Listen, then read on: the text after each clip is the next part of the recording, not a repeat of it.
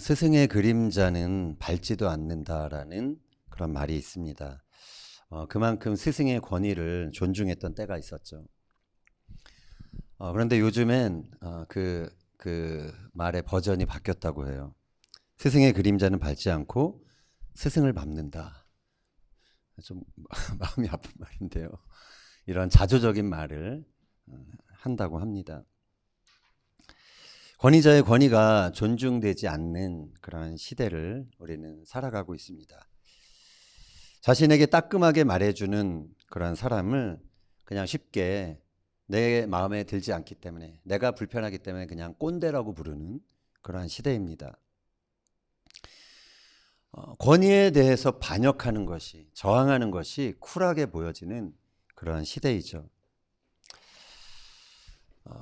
물론 권위와 권위주의는 차이가 있습니다. 그래서 권위주의에 대해서 반대하고 저항하는 것은 옳은 일입니다. 그러나 하나님이 세우신 권위자의 권위를 흔드는 것은 옳지 않은 일이죠. 이번 주 토라 포션에서는 하나님이 세우신 모세의 권위에 반역하는, 우리가 잘 아는 사건이 나옵니다. 고라의 반역이죠. 고라의 반역 사건. 아마도 모세에게 있어서는 이 광야 40년의 기간 동안 가장 어려웠던, 마음이 어려웠던 순간이 바로 이 순간이 아니었을까 싶습니다. 자신에 대한 반역, 리더십에 대한 위기를 맞으면서 모세가 어떻게 반응했는지 우리가 한번 살펴보고자 합니다. 그리고 오늘 우리에게 주시는 하나님의 뜻을 함께 살펴보며 은혜를 나누고자 합니다. 모세를 대적했던 중심 인물은 고라였습니다.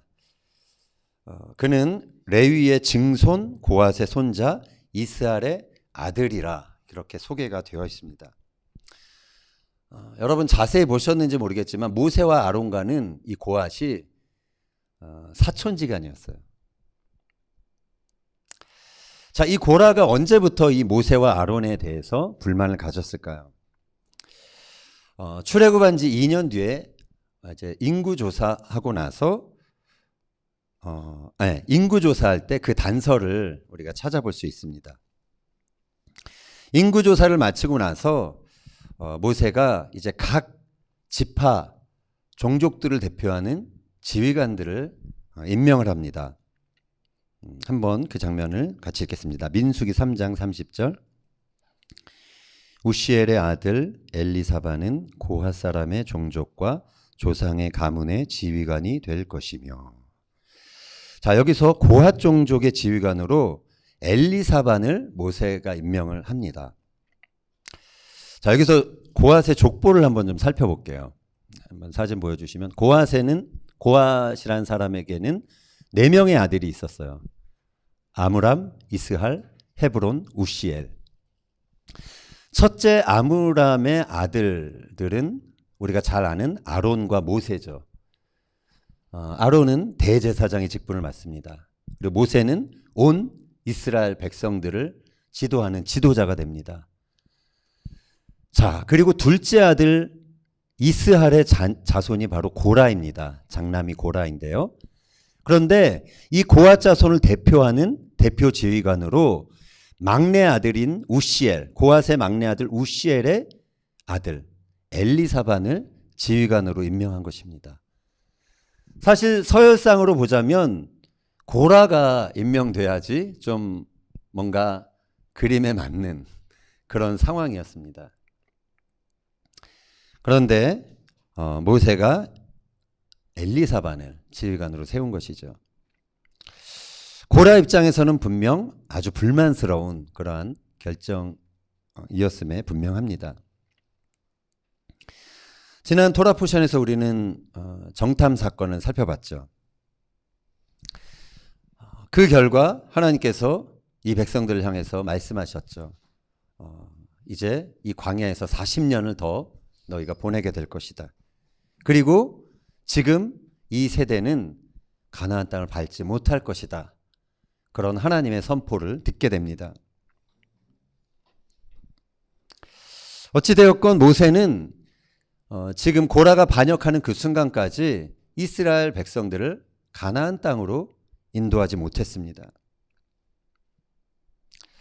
그러한 위기 상황에서 고라가 반역이라는 카드를 꺼낸 것입니다. 그는 자신의 능력으로 이제 하나둘 세력을 규합합니다. 힘의 규합에 나섭니다. 그에게 동참한 자의 이름이 나오죠. 다단과 아비람과 온이라는 사람입니다. 이 사람들이 어느 지파라고 나와 있죠? 르우벤 지파라고 나와 있습니다. 여러분, 르우벤 하면 가장 떠오르는 게 뭔가요? 르우벤, 야곱의 아들들 중에서 첫째입니다. 첫째, 장남. 보통 장남하면 사실 많은 책임을 지고 그 가문을 이끄는 어떤 중요한 역할들을 하게 됩니다. 자, 그런데 이 르우벤이 그 장남 역할에서 제외가 되는 그러한 여러 가지 사건들이 성경에 나오죠. 특히 이제 금송아지 사건 이후에 제사장직은 레위 지파가 그것을 맡게 되는 장면이 나옵니다. 그리고 리더십 역할은 유다 지파와 요셉 지파가 이제 차지하게 되는 것을 보게 됩니다. 르우벤 지파는 분명 장자 지파였지만 장자의 역할을 박탈당하게 됩니다. 그래서 이 르우벤 지파는 좀 상처가 있어요. 큰아들이면서도 큰아들 역할을 제대로 못하는. 그래서 현재 이 이스라엘 백성들을 이끌고 있는 현 지도부에 대해서도 그렇게 동조할 수 없는 마음으로 좀 불만을 가질 수밖에 없는 그러한 세력이 되었던 것입니다. 이런 상황들을 보면 반역은 아무나 하는 것이 아닌 것임을 알 수 있습니다. 힘을 가져봤거나 여전히 그래도 힘을 사용할 수 있는 위치에 있는 사람들, 그런 사람들이 반역을 꾀하는 것이죠. 고라는 르우벤 지파만 포섭한 것이 아닙니다. 2절에 보면 또 다른 사람들이 나옵니다. 함께 읽겠습니다. 이스라엘 자손 총회에서 택함을 받은 자 곧 회중 가운데서 이름 있는 지휘관 250명과 함께 일어나서 모세를 거스르니라. 자, 각 지파에서 가장 우두머리 지휘관들 250명이 고라 편에 서게 됩니다. 자, 이 정도면 사실 이스라엘 백성들 거의 전체가 여호수아와 갈렙 제외하고는 거의 모든 지파 백성들이 이제 모세와 아론을 대적하는 그 대열에 섰다라고 할 수가 있는 것이죠. 고라가 그들을 대표해서 이제 자기 주장을 합니다. 3절 같이 읽겠습니다. 그들이 모여서 모세와 아론을 거슬러 그들에게 이르되 너희가 분수에 지나도다. 회중이 다 각각 거룩하고 여호와께서도 그들 중에 계시거늘 너희가 어찌하여 여호와의 총회 위에 스스로 높이느냐. 자, 이 표현을 보자면 고라는 모세와 아론에 대해서 너희들이 백성들 위해 군림하고 있다 이렇게 표현합니다. 자, 이 표현을 보면 이 고라가 리더에 대해서 리더십에 대해서 어떤 관점을 갖고 있는지 우리가 알 수 있습니다. 그는 리더가 다른 사람들보다 더 높은 곳에 있는 존재다라고 그렇게 생각하는 것이죠. 리더십을 지위의 관점에서 본 것입니다. 그런데 이것은 성경에서 묘사되는 그런 리더십의 모습은 아닙니다. 성경은 모세를 표현할 때 여호와의 종이다, servant of God 이렇게 표현합니다. 성경의 리더십은 곧 서번트 리더십인 것이죠. 종으로 섬기기 위해서 리더라는 역할이 주어진 것이지 다른 사람들 위해 군림하기 위해 주어진 게 리더가 아니라는 것입니다. 고라는 세상의 리더십과 영적 리더십의 차이를 구분하지 못했습니다. 영적 리더십의 자리는 사람이 노력해서 오르는 자리가 아닌 것입니다. 하나님의 선택에 의해서 주어지는 자리죠. 우리는 고라가 당을 지었다라는 그 표현에서 그의 야망을 엿볼 수가 있습니다. 당을 짓다라는 그 말에서 히브리어 락하흐라는 동사가 쓰였습니다. 락하흐는 take, 취하다라는 뜻입니다. 그런데 모세와 아론의 자리는 그들이 힘을 발휘해서 뭔가를 취해서 얻는 자리가 아니었던 것입니다. 하나님이 세우신 자리였죠. 고라가 하나님의 권위를 아는 자였다면 모세와 아론에 대해서 순복했을 것입니다. 그러나 그는 모세와 아론을 인간적인 눈으로 평가했습니다. 물론 모세와 아론에게도 인간적인 약점이 분명히 있었습니다. 그리고 백성들을 가나안 땅으로 지금까지 이때까지 인도하지 못했던 것이죠. 그것이 고라의 눈에는 아주 무능해 보였을 것입니다. 고라는 자신이 지금 이런 무능한 모세와 아론을 반대하는 것이지 하나님을 반대한다라고 생각하지는 않았을 것입니다. 그러나 모세와 아론을 반대하는 것은 그들을 세우신 하나님의 권위를 무시하는 행위였던 것입니다. 하나님이 세우신 권위라는 사실을 망각하고 자기의 기준, 자기의 평가로 다른 사람들을 평가하고 판단한다면 고라처럼 반역의 길로 가기 쉬운 것이죠. 자, 이제 이러한 반역을 이제 대응하는 모세의 자세를 한번 우리가 살펴보겠습니다. 여러분이 그런 대적을 받았다면 어땠을까 한번 생각해 보세요. 상당히 충격을 받았을 것입니다. 한두 사람이 아니라 정말 대표급들이 다 모여서 나를 대적하고 반대할 때 그것은 참 인간적인 배신감과 분노로 마음 한구석이 쓰라린 그러한 상황을 맞이하게 될 것입니다. 그런데 모세는 자신의 권위를, 자신의 자리를 지키기 위해서 반박하거나 보복하지 않았습니다. 그가 가장 먼저 한 행동이 있죠. 그것은 엎드렸다라는 표현으로 성경에 나옵니다. 엎드리는 행위는 하나님을 향한 행위입니다. 움직임입니다. 모세는 사람과 직접 상대하기보다는 하나님께 먼저 나아간 것입니다. 진정한 권위자인 하나님 앞에 내가 그분께만 순복하겠다라는 결단을 한 것이죠. 하나님이 정말 나를 이스라엘 총회 위에 이들을 인도하라고 세우신 것이라면 그는 자기 권위를 입증하기 위해서 스스로 다른 사람들 앞에서 변론을 할 필요가 없었던 것입니다. 이 엎드림의 시간을 가진 후에 모세가 했던 다음 반응은 제안하는 것이었습니다. 그는 향로에 불을 담아 다음 날 아침에 모두가 다 가져올 것을 그렇게 제안합니다. 자신이 직접 옳고 그름을 가리려 하지 않고 하나님이 누가 옳은지 그것을 가리도록 하자, 그렇게 제안을 했던 것이죠. 다음으로 모세가 한 행동이 있습니다. 반응이 있습니다. 그것은 고라를 직면했던 것입니다.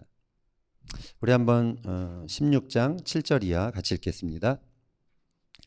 레위 자손아 너희가 너무 분수에 지나치느니라. 이스라엘의 하나님이 이스라엘 회중에서 너희를 구별하여 자기에게 가까이 하게 하사 여호와의 성막에서 봉사하게 하시며 회중 앞에 서서 그들을 대신하여 섬기게 하심이 너희에게 작은 일이겠느냐.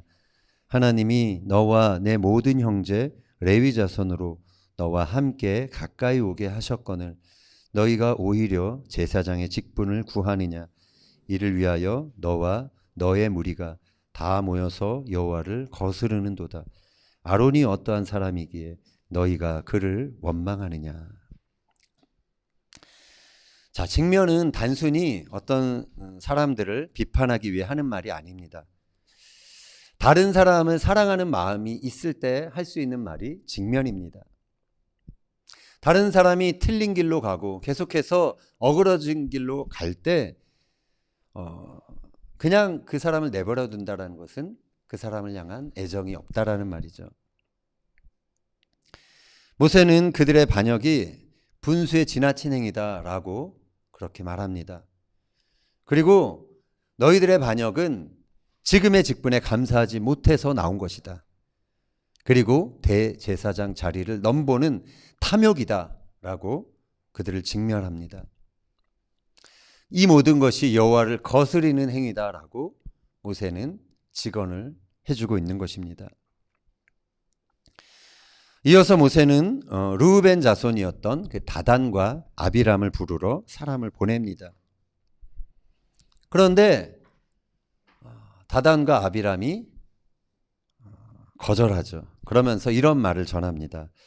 13, 14절 읽겠습니다. 내가 우리를 적과 꿀이 흐르는 땅에서 이끌어 내어 광야에서 죽이려 함이 어찌 작은 일이기에 오히려 스스로 우리 위에 왕이 되려 하느냐.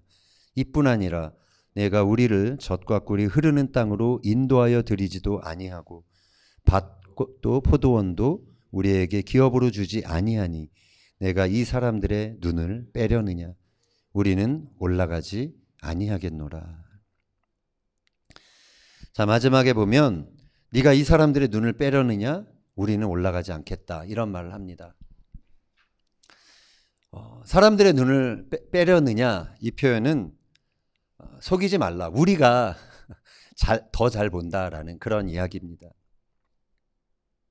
그들은 어쩌면 광야의 현실을 누구보다도 잘 파악하고 있었을지 모릅니다. 그것은 모세에게 따지고 들 만한 정당한 이유가 되었을 것입니다. 그들의 사리분별력과 판단력, 어떠한 것을 보는 시야, 그것은 뛰어났을 수 있습니다.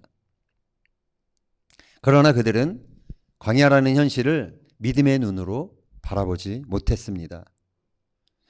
결과는 현실에 대한 잘못된 해석으로 이어지고 있습니다. 자, 여기서 이들이 한 말 중에 젖과 꿀이 흐르는 땅이라고 표현한 곳이 어디죠?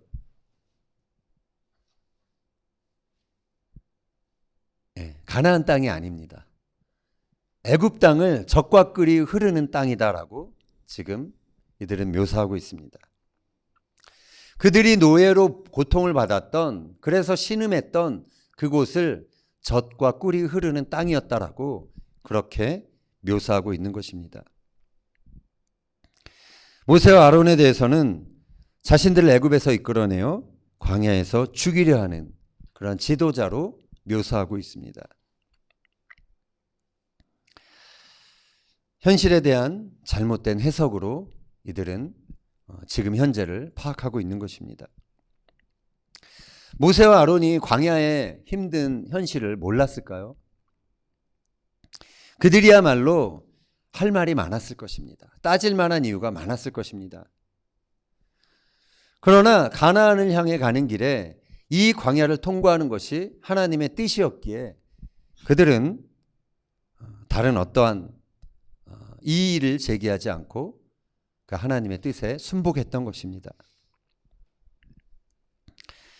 그래서 가나안은 현실을 정확히 분석하는 사람이 아니라 믿음의 눈으로 현실을 바라보는 자가 들어가게 되는 것입니다.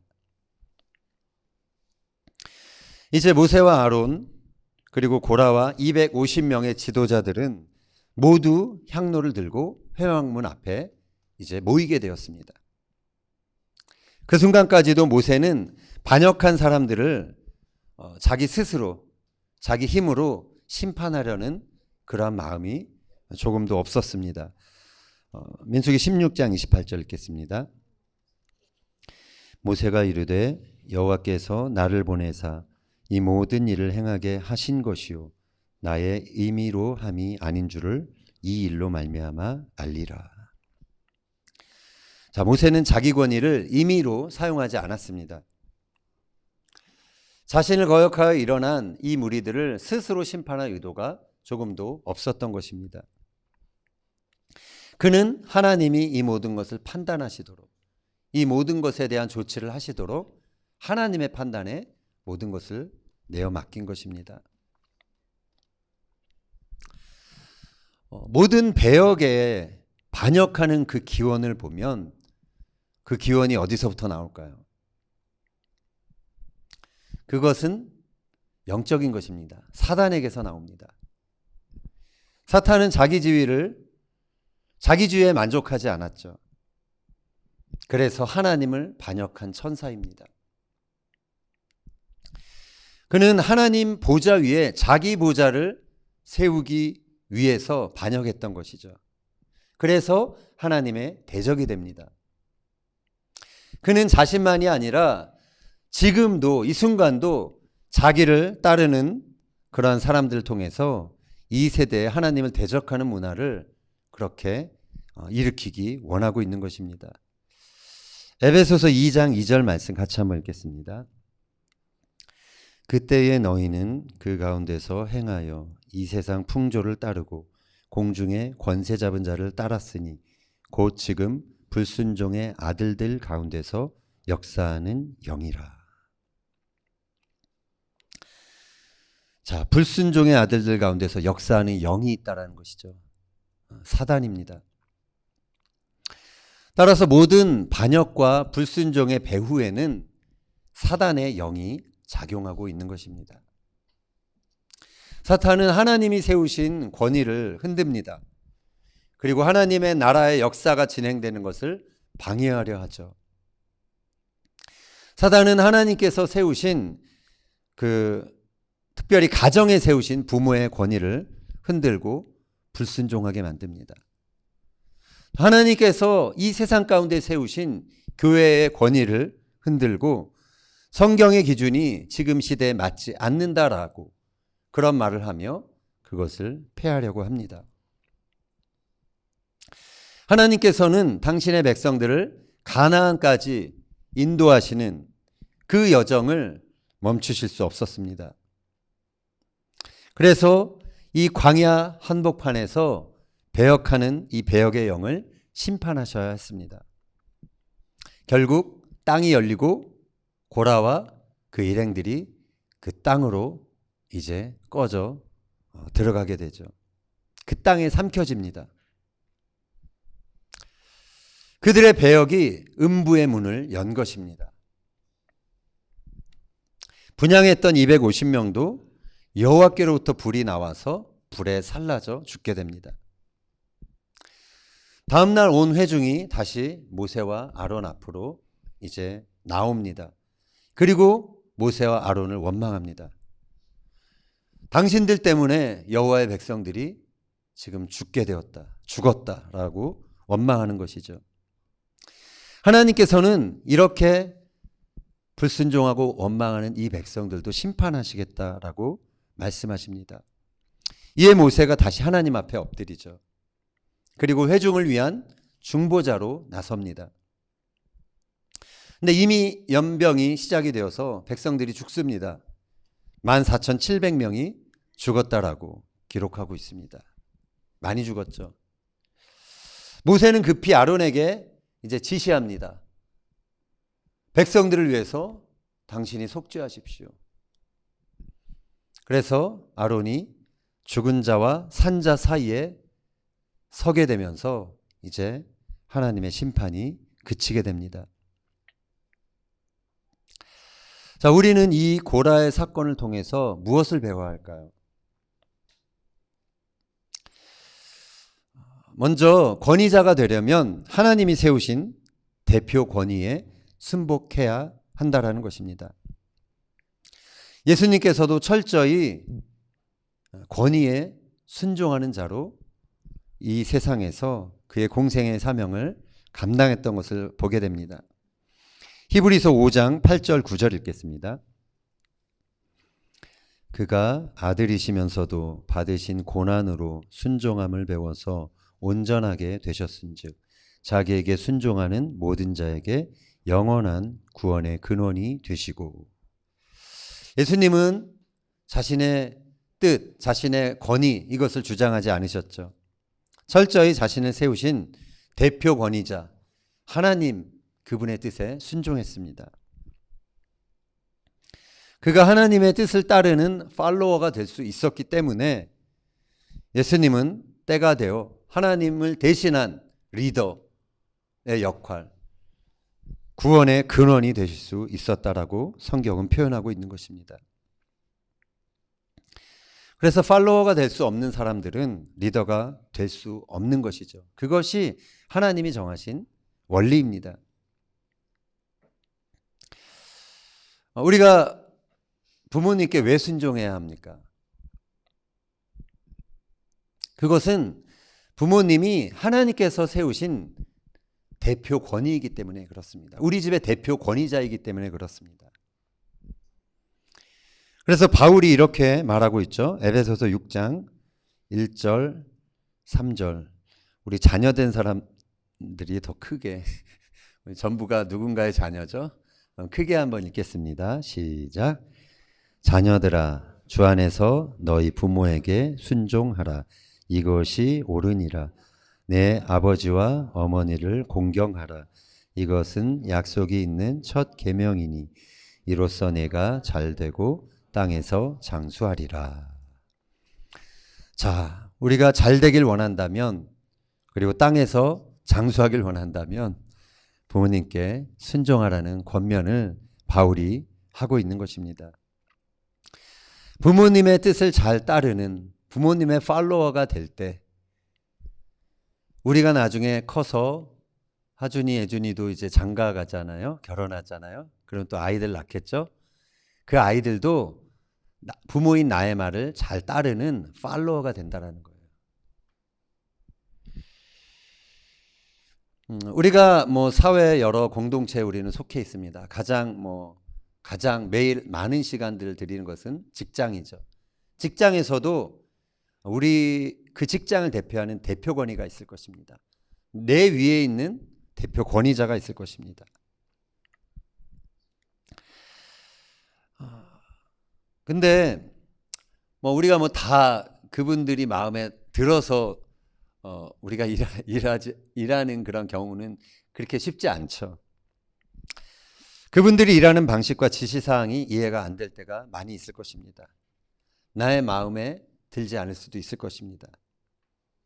그러나 그분들이 직장에 세우신 대표 권위이기 때문에 우리는 그분들께 마음을 다해 순복해야 한다는 것이죠. 여러분이 팔로워의 역할을 잘 감당할 때 후에 여러분이 그 대표 권위자들을 대신해서 또 그 대표 권위의 역할을 하게 되는 날이 있게 된다는 것입니다. 하나님의 나라는 하나님이 세우신 이 대표 권위들을 통해서 진행이 됩니다. 권위주의는 나쁜 것이지만 권위는 이 땅을 운행하고 이 땅에 정말 조화로운 통치를 위해서 반드시 필요한 것이죠. 그런데 이 세상에 힘 있는 사람들은 힘을 규합해서 하나님이 세우신 권위를 흔들려고 합니다. 합리주의와 인본주의로 결국 자기 욕망을 채우고 자기 욕망에 합당한 그러한 자기 왕국을 건설하려 합니다. 그러나 그것은 하나님께 반역으로 가는 길이고 또 불순종의 아들들 가운데 역사하는 사단의 영을 따르는 것입니다. 우리는 지금 침을 튀기면서 누군가를 비판하는 것, 그것이 지식인의 사명으로 추앙받는 그러한 시대에 살고 있습니다. 권위자들에게 반항하고 저항하는 것이 쿨한 것으로 그렇게 평가되는 시대에 살고 있습니다.